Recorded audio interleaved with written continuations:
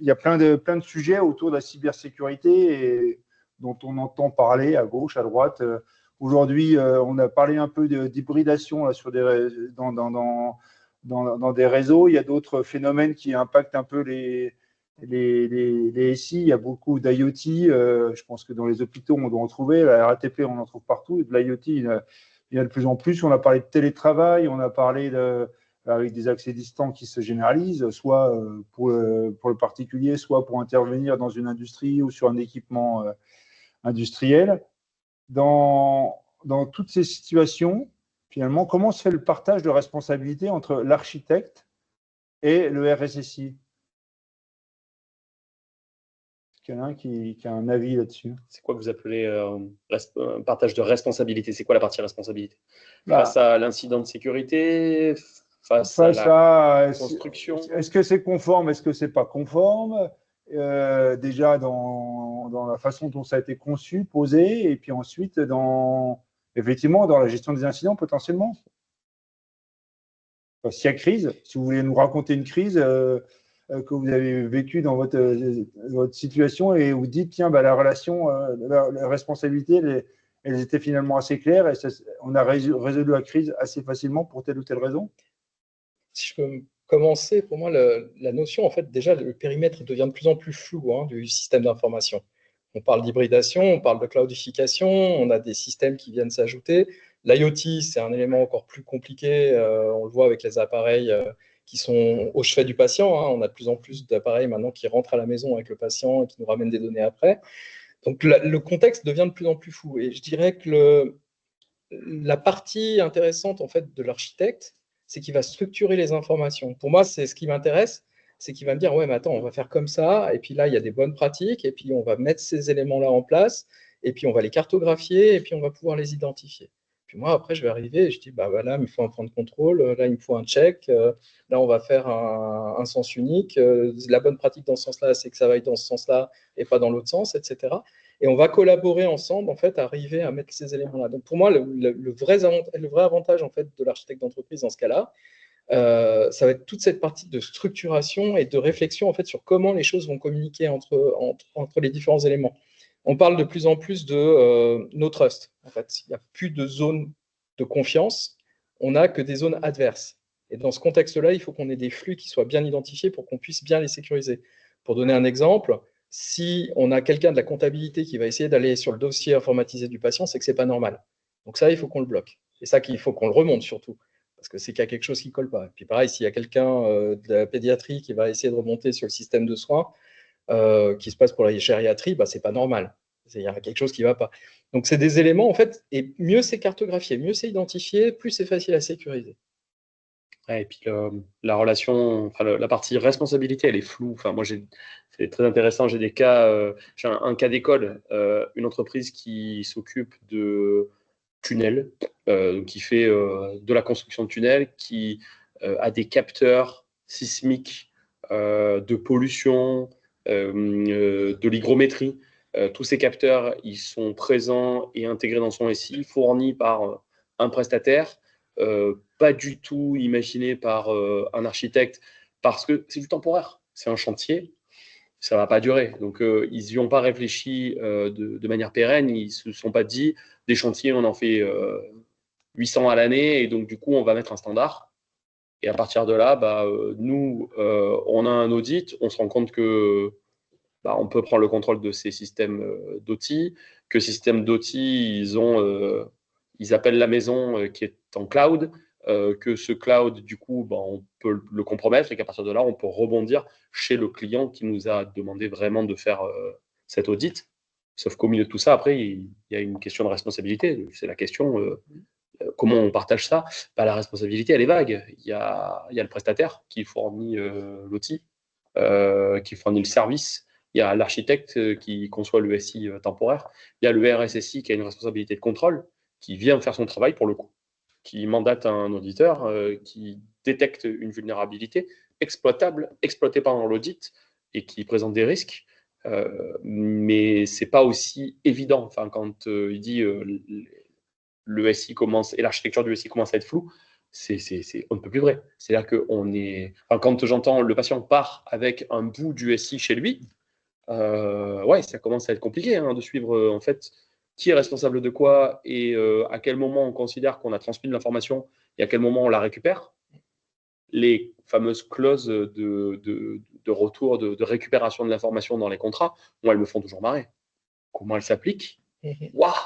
Vaut mieux pas qu'on prenne la porte de sortie parce que c'est pas une porte, hein, c'est un hachoir vivant. Hein, on va y perdre des plumes. Et pour aller dans ce sens, sur la collaboration, alors les architectes d'entreprise, tout à l'heure d'ailleurs le terme il a été employé plusieurs fois, j'ai entendu parler d'urbanistes.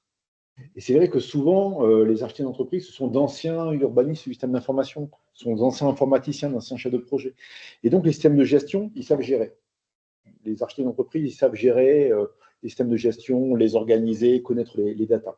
Par contre, les systèmes industriels, je ne parle pas des IoT, je parle des systèmes industriels, c'est un objet un petit peu bizarre, quoi, pour les architectes d'entreprise, quoi. Et dans mon expérience, quand je suis arrivé à l'RATP, effectivement, quand on m'a dit est-ce que les principes d'architecture d'entreprise s'appliquent à l'OT, bon, j'étais un peu étonné par la question, quoi. Et je me dis, bah, c'est pas ma priorité. Par contre, le cybersécu, bah, si, c'est sa priorité. Parce qu'effectivement, on l'a vu un certain nombre de fois, bah ouais, ce sont des failles, quoi. Donc lui, il a tendance à voir les systèmes industriels comme des failles potentielles. Et du coup, ça nous a amené à nous poser la question, mais en fait, qu'est-ce qui distingue réellement l'outil de l'IT?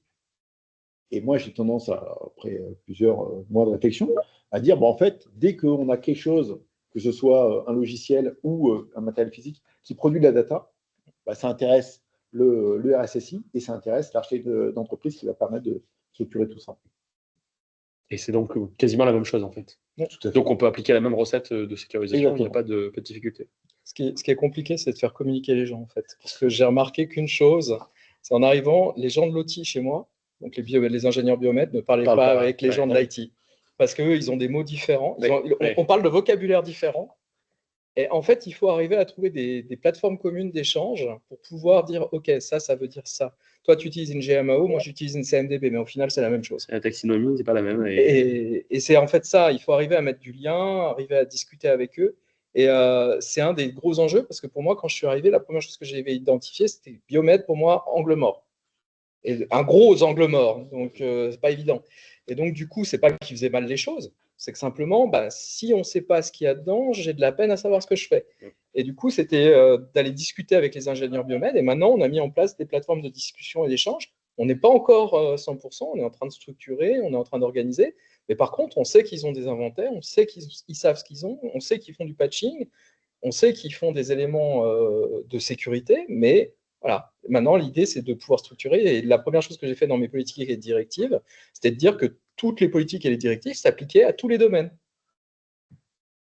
C'était une évidence, mais jusqu'à présent, c'était IT, quoi. On la connaît bien.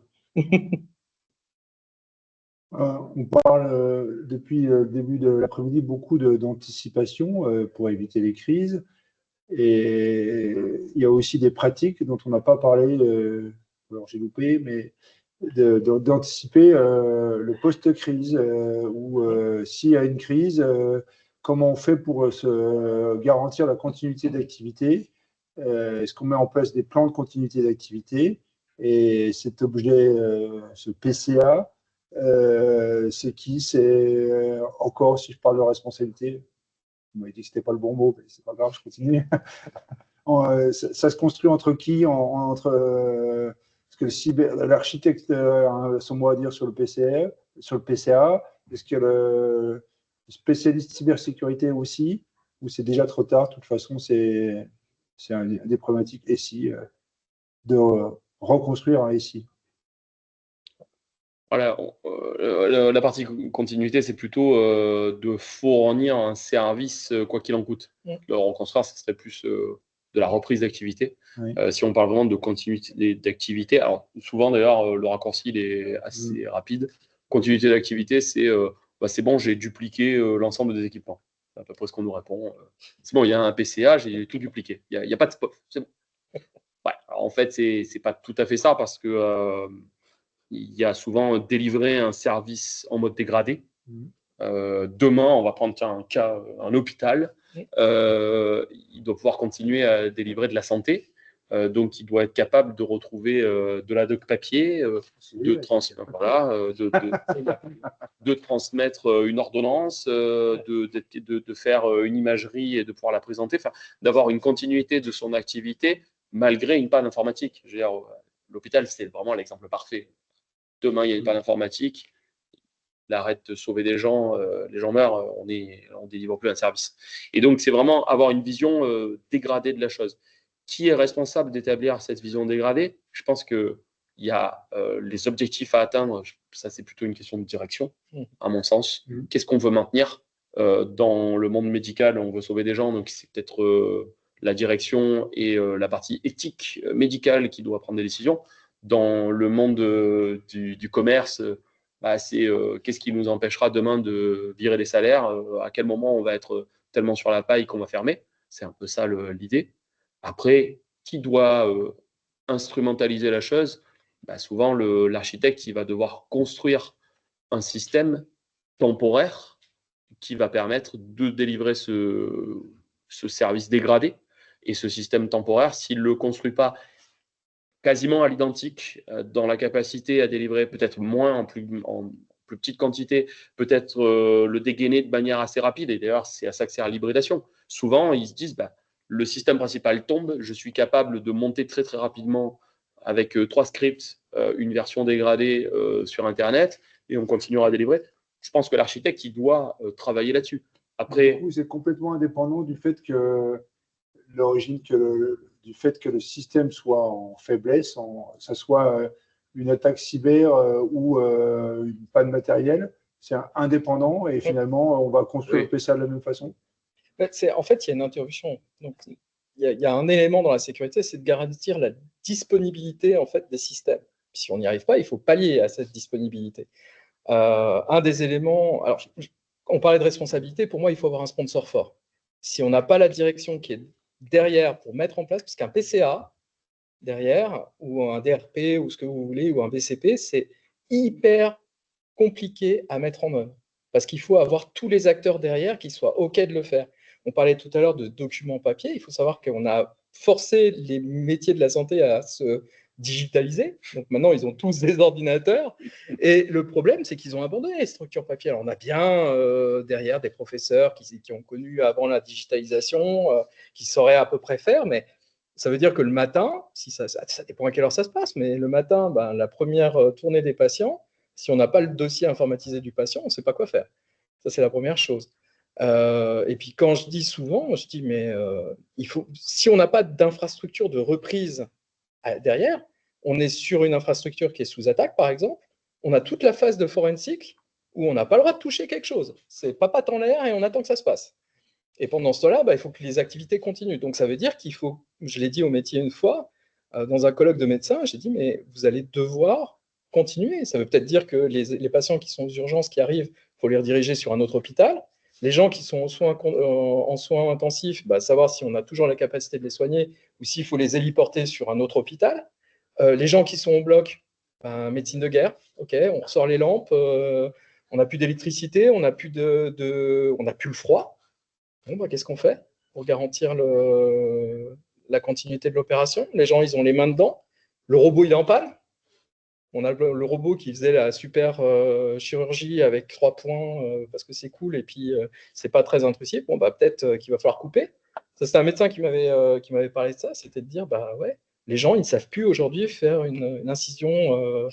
Ils ont l'habitude de faire par 3 points et puis ça veut dire qu'il faut sortir de leur zone de confort. Quand vous avez eu un très bel exemple à Paris, quand il y a eu le 15 novembre, les gens se sont trouvés avec des blessures de guerre, à devoir opérer sur le tarmac, à devoir faire. Et maintenant, je pense que tous les services d'urgence en France sont entraînés à mettre un tourniquet, à mettre des trucs comme ça. Donc, on a ça en continuité. Et ce n'est pas uniquement que l'IT. L'IT, nous, on va pédaler, de toute façon. On va être derrière en train d'essayer de remonter les systèmes, essayer de retrouver la doc en espérant qu'elle ne soit pas sur un système informatisé, qu'elle ait bien été imprimée une fois quelque part, qu'elle ne date pas d'il y a 2 ans. Tous les mots de passe sont dans le coffre-fort. Tous les mots de passe sont dans le coffre-fort, ouais, avec le joli cachet de cire pour dire qu'ils n'ont pas été ouverts. Voilà, c'est ça la réalité. Et c'est en cas de crise, c'est une crise. On ne peut pas être 100% prêt. On peut l'exercer. Ouais. Ça, c'est un point qui est important. On peut exercer, on peut faire des exercices, on peut faire des choses comme ça. Et il faut du courage sur du sponsoring de la direction, parce que typiquement, moi, ça m'arrive de poser la question. Vous avez 2 data centers qui vous donnent une redondance parfaite pour faire votre continuité d'activité. Est-ce qu'une fois par an, vous coupez le courant de l'un des deux? Est-ce que vous le faites? La réponse est souvent, bah non, parce que ça coûte trop cher. Parce que s'il y a un problème, bah, on va ramer. Ouais, alors, vaut mieux que tu rames à un moment que tu as décidé et sur lequel tu es prêt à ramer tranquille, plutôt que un 25 décembre où tu as la moitié des effectifs qui ne sont pas là. Et malheureusement, l'attaquant, on l'a vu par le passé, il est bien au courant des jours fériés français. Il n'y a pas de souci de ce côté-là. Je ne sais pas s'il y a beaucoup de jours Pareil, fériés. en Suisse, c'est la même chose. Pareil. Ouais, 1er Mais août. en France, on a un certain paquet de jours fériés et ils en profitent bien. Les longs week-ends où ils savent qu'ils vont pouvoir être peinards pendant 3 jours, 4 jours, voire parfois, ils connaissent nos ponts. Donc, bah oui, ça les intéresse. Et ça, il faut un peu de courage pour venir couper le jus et se dire, OK, finalement, on n'a eu que certains écueils, que quelques problèmes, on va pouvoir améliorer le système, mais on a pris ce risque. Et il y a aussi autre chose dans la collaboration. Je préfère parler de collaboration donc le partage de responsabilité, désolé encore une fois. C'est qu'en fait, il y a 2 choses. Déjà, quand on parle de PCA, le PCA, ça nécessite d'avoir la connaissance des processus, comment ça fonctionne. Et ça, donc, le responsable cyber, il va en avoir besoin, mais l'architecte, du coup, il va aussi en avoir besoin. Donc, il y a une vraie collaboration. Enfin, nous, on a fait un travail qui s'appelle Mavis en digital, et le Mavis en digital, ça a été la cyber et l'architecture qui a travaillé, encore une fois, main dans la main, pour déterminer ça. Et là où c'est aussi intéressant, c'est que si on met des architectes seuls en face d'un problème, ils vont avoir tendance à faire des solutions, ce que j'appelle ceinture bretelle, à faire des belles solutions qui fonctionneront quoi qu'il arrive. Quand on le fait dans le cadre d'un PCA, il faut faire de l'architecture frugale. Et donc être capable de produire une architecture qui va être capable de fonctionner même quand on n'aura pas de redondance, même quand on sera en stress total. Et je trouve que c'est intéressant du coup qu'on ait ce challenge et ces besoins communs. Je rebondis sur le mot de collaboration. Est-ce que dans vos expériences respectives les uns les autres, il y a vous dites c'est souvent l'architecte qui a l'initiative d'un sujet, ou est-ce que c'est souvent le cybersécurité, le RSSI qui est à l'origine du projet, qui déclenche l'instruction d'un sujet, qui porte ça, qui est celui qui alimente l'autre dans un sens ou dans l'autre? Est-ce qu'il y a des règles là-dessus, ou est-ce que c'est vraiment équilibré, ou ça dépend des sujets Je pense que le RSSI, parfois, il détecte des besoins. Enfin, on va prendre pareil un exemple classique, l'administration à distance ou l'administration centralisée. Le RSSI, il a besoin d'avoir une capacité de contrôle. Il va se dire, bah là, j'ai des administrateurs qui se connectent depuis n'importe où dans le monde, n'importe quand, à n'importe quelle heure. J'ai besoin d'avoir une idée de savoir si c'est eux ou si c'est les attaquants. Parce que quand on a un incident, on veut savoir si c'est une erreur humaine interne ou s'il y a une volonté de nous mettre à genoux. Je pense que là, il détecte un besoin et il se dit, bah voilà, je vais mettre en place un SI d'administration, un bastion d'administration, et je vais proposer aux architectes comment mettre en place ce projet. Je pense qu'à l'inverse, il y a aussi de temps en temps plutôt une analyse des architectes qui ont fait pour le business régulièrement ce genre de création qui finit par être un standard sur lequel on s'est dit on va mettre en place une recette et pourquoi pas mettre en place un système automatique pour le produire. Et je pense qu'ils discutent assez régulièrement après avec le RSSI pour dire voilà, nous on veut mettre en place ça. Souvent, on va devoir changer un peu les règles. Typiquement, on va devoir automatiser des choses, peut-être mettre des secrets en dur à des endroits. Voilà, il y a ces règles qui nous en empêchent. Comment des nouvelles technologies, type de cloudification, peuvent rentrer dans ta politique qui nous protège. Ils diront jamais ça. Ils diront qu'ils nous emmerdent, mais ça, c'est un sujet. Et comment on peut les faire un peu bouger, comment on peut discuter ensemble pour que ça marche. Je pense que le besoin, je laisse la parole à mes confrères sur le sujet, mais il vient un peu des deux côtés. Hein. Alors oui, il vient des deux côtés. Par contre, c'est vrai que, comme tu disais, il ne vient pas tout à fait de la même manière, en fait. Alors, pour répondre à ta question, les deux, effectivement, nous, il y a vraiment, encore une fois, ça dépend du type de besoin. Et en fait, ce qui va plutôt se passer, c'est que le responsable de cyber, il va venir vers l'architecte en disant, là, j'ai une problématique, et je me doute que cette problématique, plutôt que d'apporter une solution qui fonctionnera une fois, il faudra avoir une solution qui pourra être réutilisable. Et là, l'architecte va lui dire, OK, moi, je vais te proposer une solution qui va être l'architecture de référence, on disait tout à l'heure, qui va être réutilisable dans d'autres cas. Donc, il va y avoir ce truc-là. Et de l'autre côté, l'architecte, de temps en temps, hésite. Moi, j'ai une problématique, il faudrait structurer les systèmes d'information comme ça, mais le métier n'a pas vraiment besoin. Et puis, l'IT va me dire, bah non, ça me coûte plus cher. Par contre, le responsable de cyber, il va sûrement me dire, moi, je suis prêt à militer pour cette pratique-là parce que cette pratique-là, elle va améliorer la sécurité du système d'information. Et ce qui est marrant, c'est qu'il y a certains sujets qui peuvent être traités des deux côtés. Le dernier, moi, j'ai eu en tête, c'est l'IAM. Et l'IAM, j'ai vu dans deux expériences différentes, une fois apportée par le responsable cybersécurité, une fois apportée par l'architecture d'entreprise. Alors, j'ai un cas assez précis et concret en fait par rapport à ça. En général, c'est soit on est sollicité par un projet, donc avec le projet qui va servir de conducteur en fait pour pouvoir l'intervention d'architecte du RSSI. Mais je dois avouer une mauvaise pratique de ma part pendant quelques temps où j'avais des informations qui m'arrivaient des institutions parce que j'ai un rôle un peu différent. Je suis plus exposé en fait que mon collègue architecte d'entreprise qui est plus en fait dans l'ombre derrière. Et j'avais des informations qui m'arrivaient que parfois je remontais pas parce qu'il n'y avait pas forcément besoin. Mais lui, il était intéressé pour pouvoir recenser les informations, recenser les systèmes ou les trucs comme ça. Et c'est lui qui est venu me taper sur l'épaule, qui me disait, écoute, tu as des informations qui m'intéressent, ce serait pas mal qu'on essaye de les identifier ensemble. Et on a monté en fait un groupe de travail, à la fois avec la partie exploitation, avec les différentes parties prenantes. On a commencé à dire comment on peut introduire le processus, comment on va arriver pour avoir le meilleur partage d'informations, comment ça peut arriver dans la plateforme de recensement de l'information, de l'architecture. Et vraiment, c'est ces éléments-là qu'on doit définir, parce que c'est pas naturel, en fait. On est dans le flow, on a tous les deux, ou même avec mon collègue CDO, on a vraiment des gros flux de travail. Et du coup, des fois, on est dans le guidon, et puis il faut juste lever un petit coup et dire, non, mais attends, ça peut intéresser mes collègues.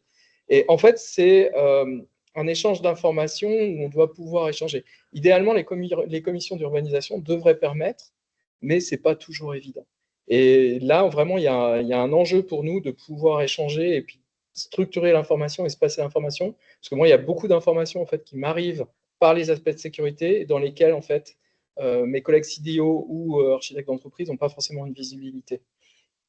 On fait une transition vers la question suivante. Là, on parle de déclencheur, de qu'est-ce qui est à l'origine d'un sujet, donc des alertes de sécurité, des notes par des éditeurs, un certain nombre de choses. Est-ce que dans le monde de l'applicatif, dans la RH, dans la finance, dans la facturation en ce moment, il y a des réglementations qui sont très porteuses de projets informatiques pour déployer de la facturation électronique, pour déployer un certain nombre de choses comme ça. Est-ce que c'est pareil quand on parle de cybersécurité? Est-ce que les projets qui sont tirés par des sujets légaux sont les plus faciles à vendre à la direction, sont les plus importants à mettre en place? Ou est-ce que, au contraire, peut-être que ça nous tire vers des sujets qui ne sont pas les bons? Je vais peut-être répondre parce que tu as employé un terme qui m'a fait bondir quand tu as parlé de vendre à la direction. Effectivement, je pense que ce soit le cybersécu ou l'architecte d'entreprise ont besoin de vendre des fois des solutions. Et souvent, on arrive, on est convaincu, on dit tiens, il faudrait faire comme ça, et puis en face, on a une direction qui dit ok, et c'est quoi les gains? Ça va me rapporter combien? Et on peut avoir des difficultés. Et moi, je dis souvent, dans le domaine bancaire et des assurances, BCBS 239 et encore plus RGPD avaient apporté énormément, parce que ça permet de chiffrer très concrètement. Et donc, quand on me demandait à l'époque, mais ça va être quoi avec le gain? Je dis, le gain, je ne sais pas. Par contre, ce qu'on va permettre d'éviter, c'est 6% du chiffre d'affaires mondial. Et ça, c'est chiffrable, ça parle tout de suite.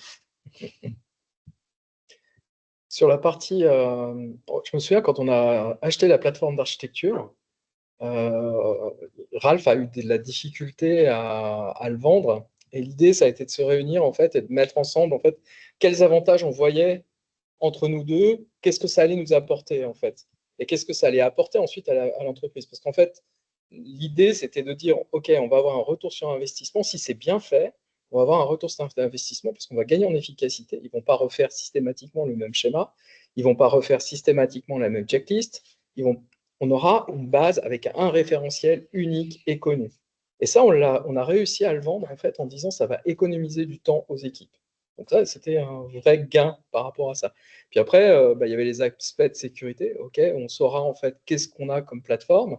Et puis, il y avait une cerise sur le gâteau, je crois, c'était aussi de dire, ouais, on va savoir exactement qu'est-ce qu'on a comme serveur et comme ça, on pourra calculer vraiment parce comme on s'appuie sur un prestataire qui est l'État de Neuchâtel pour faire notre service d'infrastructure, on a une facturation dessus. Ça nous permettait aussi de calculer en fait les charges, pouvoir définir. Donc ça, c'est des éléments aussi en termes d'architecture d'entreprise qu'on peut mettre en avant. Après, il y a des calculs. On parle de ROSI au niveau de la sécurité, un return of security investment ou des choses comme ça, où on a des calculs comme ça qui permettent de dire ça va rentabiliser. Il y a une coche dans les projets où on peut dire obligation légale, mais l'obligation légale, OK, on va jusqu'où dans l'obligation légale? On fait juste le minimum pour souscrire, on fait parce qu'on a envie de dire qu'on est conforme. Ça ne veut jamais dire que parce qu'on est conforme, on sera juste. Et ça ne veut pas dire que le jour où le cas va se passer et puis on va avoir la fuite de données, on va quand même avoir l'autorité de contrôle qui va se dire alors, tu m'expliques? Pourquoi tu as eu le problème? Officiellement, il me semble qu'il est interdit de griller un feu rouge. Ouais. Maintenant, tant qu'il n'y a pas un flic en bas de chaque feu, les feux rouges continueront de se faire griller allègrement. Donc c'est compliqué de mettre en place. Je rebondis sur l'affaire de l'amende. Effectivement, si ce n'était pas juste une excuse pour dégager les GAFAM d'Europe, je dirais que c'était une très bonne intervention de la part de l'Europe de mettre en place ce genre de phénomène. Mais tant que l'amende, elle n'a pas un impact financier assez conséquent, le ROI qui en cyber, effectivement, a son propre ROSI. Ce ROI est difficilement quantifiable. C'est une arlésienne dans le monde de la cybersécurité. Mettre en place le ROI de la cyber, ça n'a aucun sens. Est-ce qu'on est capable d'estimer le retour sur investissement, d'attacher sa ceinture ou de faire contrôler son airbag dans sa bagnole? Ah non, ça coûte juste de l'argent. Par contre, le jour où on impacte le platane, on est content d'avoir investi cet argent. En fait, c'est un peu ça l'idée. Bon, moi, j'essaie de le tourner différemment. J'essaie d'expliquer quel est le coût que ça va engendrer quand tu vas devoir tout reconstruire et quel est le coût que tu peux injecter pour t'assurer que le système ne dérive pas, que tout soit fonctionnel. Bon, in fine, je pense qu'on dépasse rarement les 10%. Avec 10% du coût pharaonique qui est la reconstruction from scratch, habituellement, on maintient un système en l'état. Et pour reprendre l'idée du véhicule, racheter une bagnole tous les 3 ans, ça coûte cher. Entretenir sa bagnole régulièrement, faire attention à ce qu'elle ait de l'huile et changer les pneus, ça peut peut-être la permettre de tenir 20 ans. Et clairement, à la fin, on ne paiera pas l'ensemble des bagnoles neuves. C'est vraiment un peu cette idée-là. Moi, je pense que la nouveauté, l'aspect réglementaire, les lois qui viennent se mettre en œuvre vont permettre d'avoir un peu une épée de Damoclès pour pouvoir aller négocier, pouvoir tenir un bras de fer avec une direction un peu plus facilement. Maintenant, une direction d'une entreprise privée qui n'a pas envie de respecter la loi, il y en a eu plein par le passé, il y en aura très certainement plein dans le futur. C'est pas ça qui sera un vrai game changing. Ça peut quand même permettre une prise de conscience. Oui, ça. Il peut y avoir un calcul aussi qui est de dire, OK, par rapport au risque, je provisionne de l'argent parce que ça me coûtera moins cher en fait que de sécuriser. Et je provisionne pour prévoir la prune. Alors, le revers de la médaille de ce truc-là, c'est assez marrant, c'est qu'il y a des entreprises qui, du coup, sont devenues des cyberassurances. Oui, c'est ça. Et le problème, c'est que maintenant, les cyberassurances demandent un petit peu, finalement, de l'hygiène, du contrôle, parce que on est obligé de payer quand même quand il y a des incidents. Et finalement, les incidents, il y en a quand même beaucoup. Et puis, surtout, pour envahir le marché, on a décidé de faire des prix ultra bas qui ne couvrent absolument pas la mise finale. Donc, les calculs ont été faits un petit peu avec ce sont des calculs d'apothicaire. Et in fine, je ne suis pas sûr qu'ils s'y retrouvent beaucoup. Alors, c'est plus le cas du tout maintenant, hein, parce qu'il faut vraiment monter patte blanche pour avoir une première assurance. Oui. Ça devient même en fait un enjeu de dire on a pu se faire avoir une assurance de sécurité, et du coup, ces vendeurs en disant. Donc, à la direction, c'est facile à vendre. Sinon, tu ne seras pas assuré. Voilà. Et puis, ce calcul fonctionne parce qu'effectivement, on est capable d'estimer plus ou moins l'incidence du risque. Ça, voilà, il y a des entreprises qui sont capables de. Par contre, le montant de l'amende, dont tu parlais tout à l'heure, ayant fait partie d'une entreprise qui s'est pris 10 milliards de dollars d'amende, ça permet de relativiser.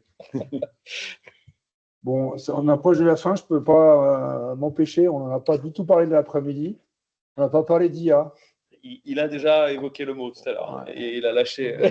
J'ai pas allé le lâcher. C'est comme le premier en Bermuda pour l'été, c'est pareil. Bon, c'est une crainte, c'est une opportunité. Quand on parle de cyber, est-ce qu'il y a des cas d'usage où l'IA peut être un facteur favorable, où on peut trouver des cas d'usage de cybersécurité, ou à l'inverse, la démultiplication des cas d'usage à gauche, à droite, c'est plutôt des risques? Ouais, il y a tout et son contraire, c'est difficile. Il y a des cas d'usage hyper intéressants. Mettre de l'IA dans, par exemple, de l'analyse de logs qui sont aujourd'hui, excusez-moi, je vais enfoncer une porte ouverte phénoménale. Les SOC sont des choses, les SOC externalisés sont des systèmes payés ultra chers qui ont un taux d'efficacité relativement proche du zéro parce que ils embauchent des gens sortis d'école qui n'ont jamais mené d'attaque de leur vie, malheureusement, et qui du coup doivent détecter des attaquants au travers de journaux qui leur semblent prémâchés par des systèmes développés par des gens qui n'ont pas non plus vécu d'attaque ou qui n'en ont pas fait. Donc c'est un peu compliqué. Enfin, je veux dire, au milieu de tout ça, il doit y avoir des vrais SOC qui fonctionnent, mais globalement, de ce qu'on voit, il n'y a pas beaucoup qui fonctionnent. Et ça coûte très très cher. Au final, cet emploi humain relativement basique, c'est l'équivalent de prendre des mecs qui n'ont jamais fait de l'agriculture et de leur dire tiens, il y a des terres agricoles, va t'amuser, fais-moi pousser des carottes. Ça n'a pas de sens. Ça n'a pas de sens. Mettre de l'IA au milieu et l'entraîner à lui dire ça, c'est un comportement normal, ça, c'est un comportement d'attaquant, ça, c'est pertinent. C'est pertinent parce que c'est un travail répétitif, pas franchement intéressant, sauf quand on tombe sur pile l'attaque. Là, c'est intéressant à analyser. Et en gros, le bon compromis serait tout le travail répétitif et chiant, c'est l'IA qui le fait.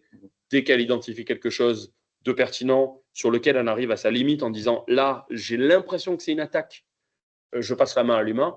Là, c'est intéressant parce que l'humain, du coup, on peut réduire la masse de ces humains, prendre des gens mieux qualifiés, avec plus de compétences, qui ont un meilleur vécu pour un chiffre, enfin pour une masse monétaire moindre. Et là, c'est pertinent. Donc ça, c'est vraiment un cas dans lequel c'est bien.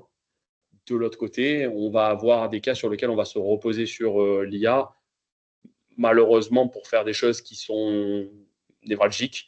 Je pense aujourd'hui à tous ceux qui vont produire du code au travers de l'IA et qui vont se retrouver avec des choses qui sont fonctionnelles, absolument pas sécurisées, qui prennent tous les raccourcis possibles, qui ne vont pas être adaptés, mais c'est pas grave, ça a permis d'économiser plein de choses, sauf quand à un moment ça va atterrir dans le système de gestion d'un lit d'hôpital ou le système de pilotage l'assistance pilotage d'un avion. Là, tout de suite, ça va poser des problèmes. Donc, on va avoir tendance à réduire les compétences du monde du développement. Hein. C'est déjà le cas. C'est l'un des mondes sur lequel l'IA a le plus d'impact tangible. Et ce n'est pas forcément bon pour la cybersécurité. Donc, c'est difficile de répondre de manière très franche et massive. Ouais, et puis, j'entends souvent parler de l'utilisation de l'IA pour la cybersécurité, pour la détection. Et en fait, même si ce n'est pas totalement mon domaine de compétence, j'ai tendance à penser que détecter ce qui s'est déjà produit, ok, l'IA sait faire, mais ce n'est pas là où est le risque. Le risque, c'est ce qui ne s'est jamais produit. Et ça, l'IA ne sait pas faire. Elle ne saura pas imaginer l'attaque que personne n'a imaginé auparavant, et c'est ça là qui est vraiment dangereuse. Par contre, sur l'utilisation de l'IA, moi, il y a un truc sur lequel je veux revenir, sur l'architecture entreprise, ou la cybersécu. On a dit, il y a quelque chose qui est indispensable, c'est la cartographie. Il faut qu'on connaisse nos processus, il faut qu'on connaisse nos applications. Et là, je suis surpris que dans le cadre de l'architecture d'entreprise, on ne soit pas en avance sur l'IA. Ce que je dis tout le temps, c'est cartographie, c'est quoi? C'est expliquer ce que font les applications.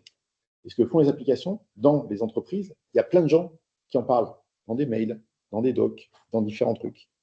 Rarement dans la cartographie, parce que la cartographie, ça embête tout le monde.